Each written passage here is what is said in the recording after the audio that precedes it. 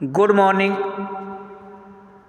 मैं TP Gangwar welcome you in my YouTube channel and in this lecture we will be read about the poem Geetanjali and its song number 11. This poem has been written by Indian poet Rabindranath Tagore. I think that the poem is very important and common that is selected in the LT exam. So dear students, let's us start line by line.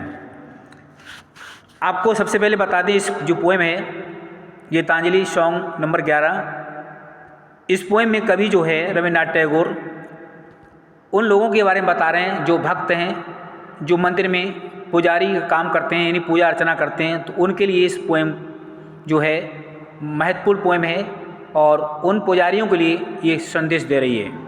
तो चलिए start करते हैं।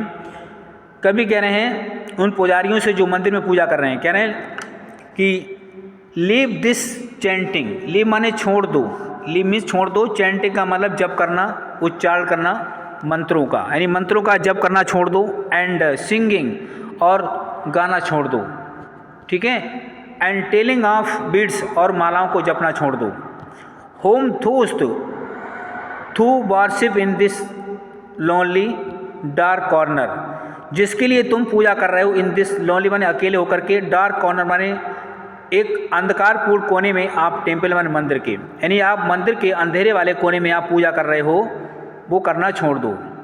With door all shut, जिसके दरवाजे बंद हैं वहाँ पूजा करना छोड़ दो।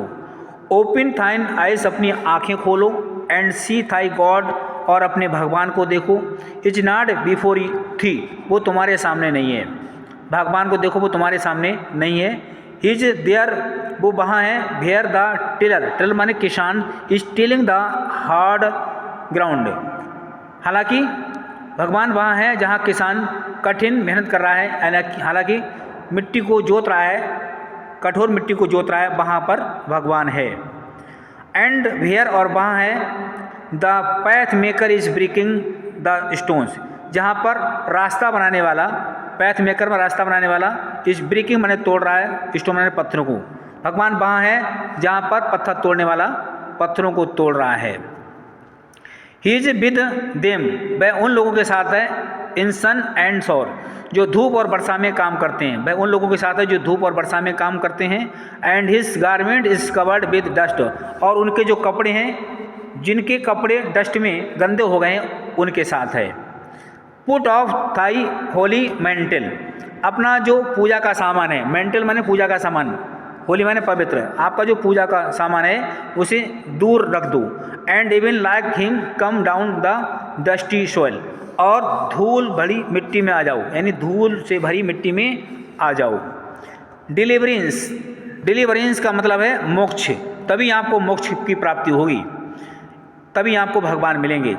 Where there is this deliverance, जहाँ पर मोक्ष का कार्य है, टू बी फाउंड, हालांकि वहीं पर आपको, जहाँ पर ये लोग काम कर रहे हैं वहीं पर आपको मोक्ष की प्राप्ति होगी। कहना मतलब है किसान के साथ जाइए, खेत पे काम कीजिए, पत्थर तोड़ने वाले के साथ रहिए, मेहनत कीजिए, धूप में घूमिए, काम कीजिए, तभी आपको मोक्ष की प्राप्ति होगी।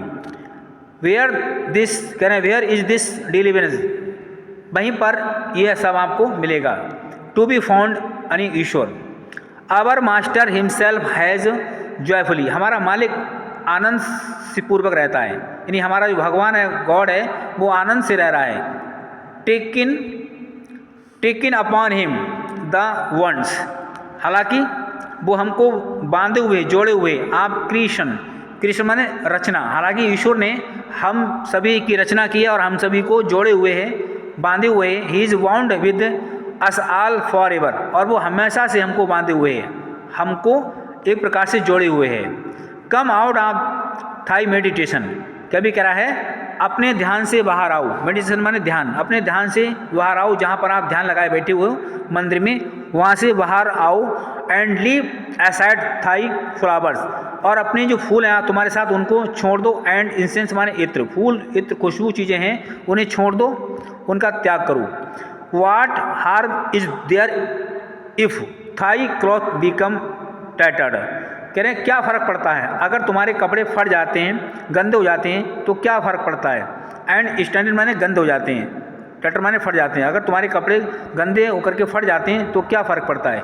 मीट हिम, उनसे मिलो, एंड स्टैंड बाई हिम, और उनके साथ खड़े हो। इन टॉयल माने मेहनत के साथ, हालांकि उन लोगों के साथ खड़े हो जो मेहनत करते हैं, टॉयल माने मेहनत करना। And in sweet of thigh bro, और अपने माथे का पसीना बहाओ। ब्रो माने माथे का पसीना, स्वीट माने पसीना, ब्रो माने माथा, ठीक है, और अपने माथे का पसीना बहाओ, तभी आपको भगवान मिलेगा।